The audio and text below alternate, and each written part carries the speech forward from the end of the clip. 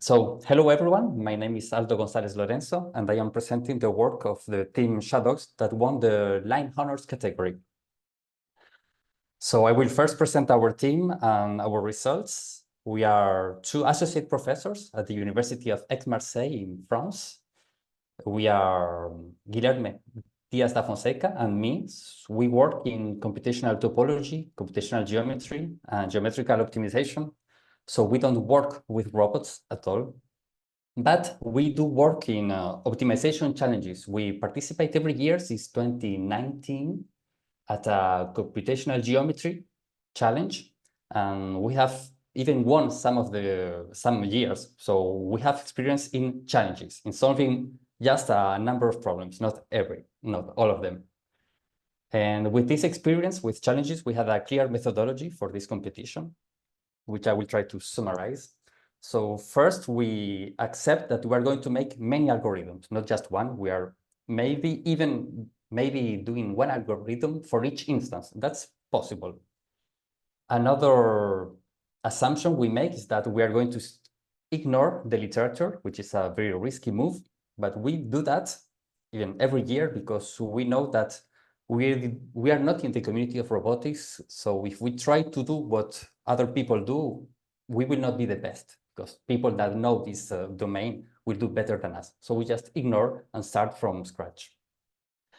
And after that, we just try to understand the instances to get as much information as possible. So we learned the map of each instance, the number of agents, the number of steps. So we could do our round instances, test our algorithms, find the best parameters, the best options, and then submit the algorithms to the server. So yes, we are looking just how to solve these 10 problems, not how to solve multi-agent pathfinding in general. These are our results. I will present them with more information, with the map, the agents, and the algorithm. And so we got the best solution for 6 of them. We were very close with this one, just 5 tasks, but we were very bad with this one. That's why we lost the competition. So here there are 5 algorithms, 5 different algorithms, and I will not present all of them. I will just present planar lazy because it worked very well on the instances that I think are the most interesting. Actually, the instances that are similar to those of Amazon Robotics, for example. So planar lazy. We designed this algorithm for a type of instance. So instances with a large map where in average the path of each agent from its current location to its task will be very long. Also instances where we have narrow corridors, parts of the map where there's a risk of congestion, of having many robots blocked trying to pass and they cannot. And since there is congestion, we know that we'll have a problem of finding a path for each agent. It's like the 15 puzzle. It's a very hard problem. We cannot solve it exactly. We need an approximation. So with this kind of problem in mind, we took the following strategy, which is we wanted to compute a path for each agent from its location to its task, but a path of bounded length. So actually, it doesn't reach the task. It just goes closer to its task. Then the robots just follow these paths, and we are recomputing, we're updating these paths as often as possible in order to take into account robots that now go to a different location and plenty of stuff that can happen in this algorithm.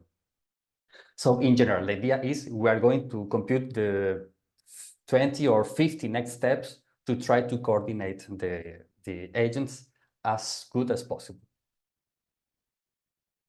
So the paths that we are computing for the agents have the following properties. They avoid collisions with other paths, so there are no collisions here.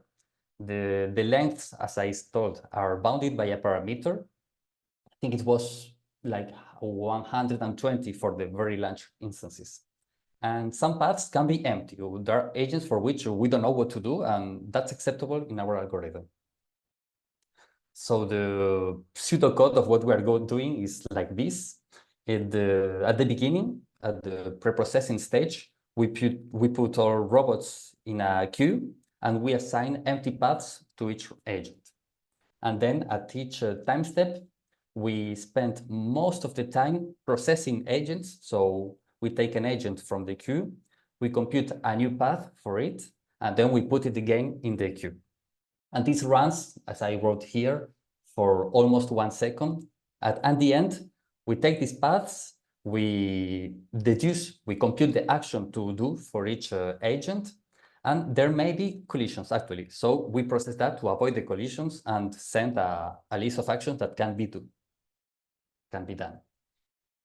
So in order to compute a path for an agent, a bounded path for an agent, we use A-star search, the only algorithm I know, almost. And so it takes one agent, we explore the nodes as usual.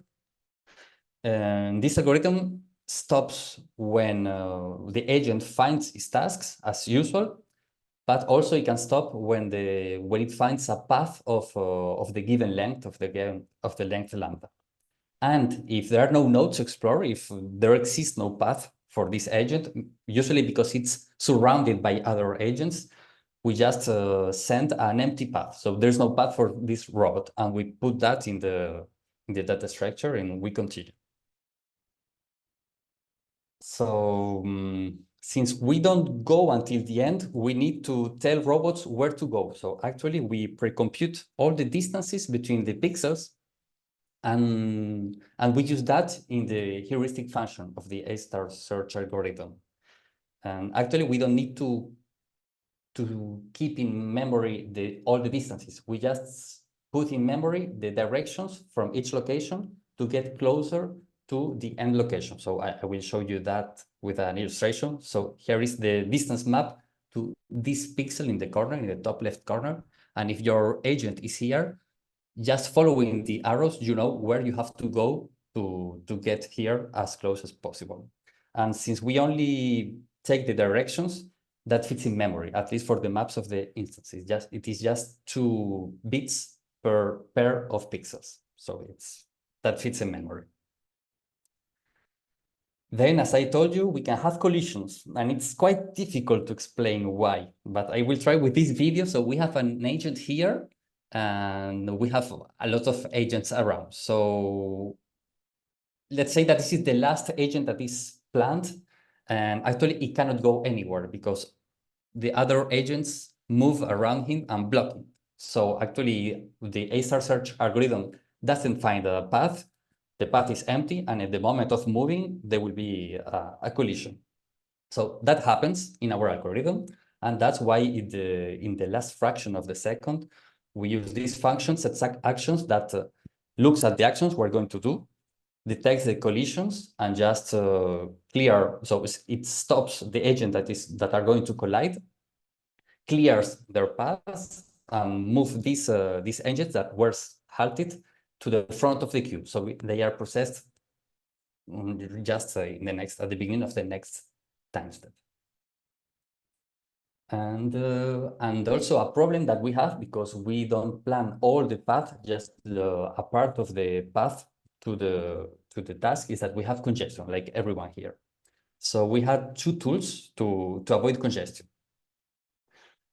So the first one, it's kind of a very simple version of the team Pikachu did, is to put weights on the location. So since we plan the near future of the robots, we know we can count how many robots pass by each location, and so we assign weights to each location that change with time. And then in the A-star search algorithm, we use these ways to avoid the pixels where there are a lot of agents passing. Usually, if there are a lot of agents passing, they are blocked inside. The other idea, which is more interesting, is to set one-way directions between adjacent locations. So it's just like organizing the traffic in a city, to put the directions on the streets. And the way of doing this was just alternating directions between consecutive rows and columns. And then we fix that by hand to make the map strongly connected. So we can move everywhere, and sometimes we are forced to accept both ways in between 2 pixels. The funny part is that we use these directions for the pre-computation of the distances that help the A-star search algorithm, but actually the robots are not forced to follow them. They can move as they want, but if they go in the opposite direction, they are supposed to take longer, more time to reach the task. This was a bug, but when we fixed them, it was worse. So actually we kept that and it was very good. So robots are allowed to go in the opposite direction. Just the distances say that they shouldn't, but if they arrive to the task faster, they do it. And so to conclude, I have a few ideas about the competition. So first, I want to thank all the organizers for their very hard work, their constant availability on Discord. We were answering to questions all the time. So thank you very much for your time and dedication. I have many ideas. One of them is to invite winners to publish their work in a good conference on journal, not just the money, but also give them an academic prize, kind of. And the most important thing that I want to share is that I think that the competition shouldn't hide the information about the instances. You should tell the map, tell the number of agents, tell the number of steps, and just don't tell the list of tasks. Because otherwise, participants want to know that they are going to find out that information, but you're wasting time of people and electricity of the server. So I think you should tell that information. About the science, so we have plenty of work to do. We have to prove the correctness of these algorithms, show that they work, they do what we expect to do, because we didn't prove anything. We just did algorithms that worked and we follow that. We want to understand the impact of the different parameters and options, because I think that we did some stupid things that worked, but that were useless, actually. So we still don't understand very well what we did. And of course, we want to understand to make an algorithm that gets one instance, one problem, and computes that tells which is the algorithm among the 5 algorithms that we did that decide which algorithm to use. And like as a perspective, there is an idea that we didn't have time to explore, which was to better design the directions in the map.